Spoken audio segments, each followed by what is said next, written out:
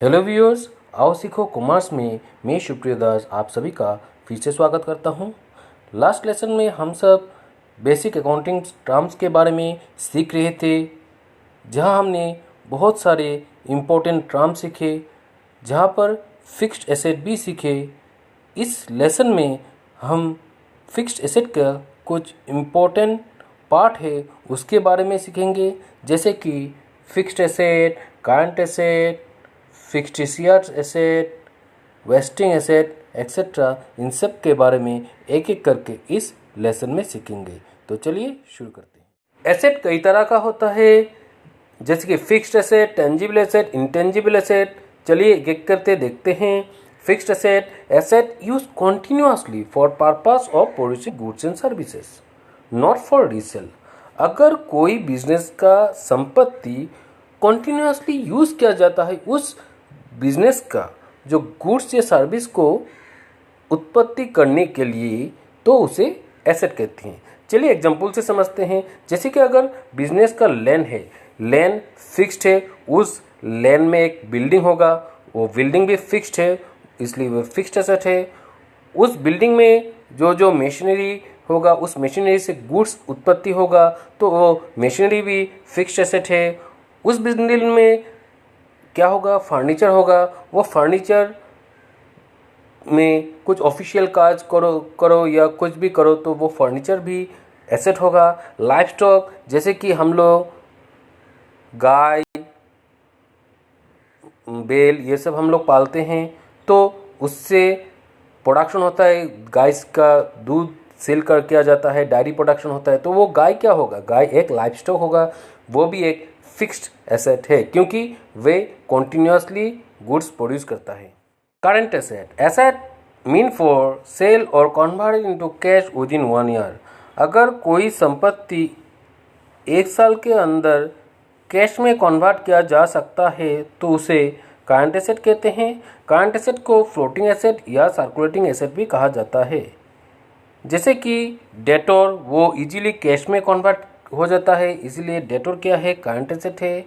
Stock जो है, सामान जो स्टॉक है, वो बाद में क्या होगा, सेल होके कैश में कन्वर्ट हो जाएगा, तो इस कारण स्टॉक को भी करंट एसेट कहा जाता है। बिल रिसीवेबल मतलब पैसा मिलना, वो भी अगर वो भी 1 साल के अंदर क्या होता है, कैश में कन्वर्ट हो जाता है। मतलब बिल रिसीवेबल के अगेंस्ट में आदमी अगर पैसा दे देता है तो वो इजीली कैश में कन्वर्ट हो जाता है। इस कारण इन सब को करंट एसेट कहते हैं। एसेट में कुछ कुछ एसेट को हम लोग देख सकते हैं, कुछ कुछ एसेट को हम लोग देख नहीं सकते। Tangible asset are those asset which can be seen, touch और physically existence.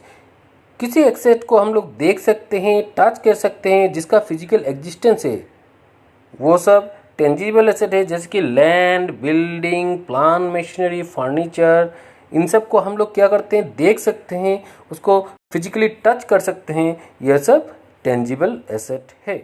Intangible asset, asset which don't have any physical existence and which cannot touch or seen।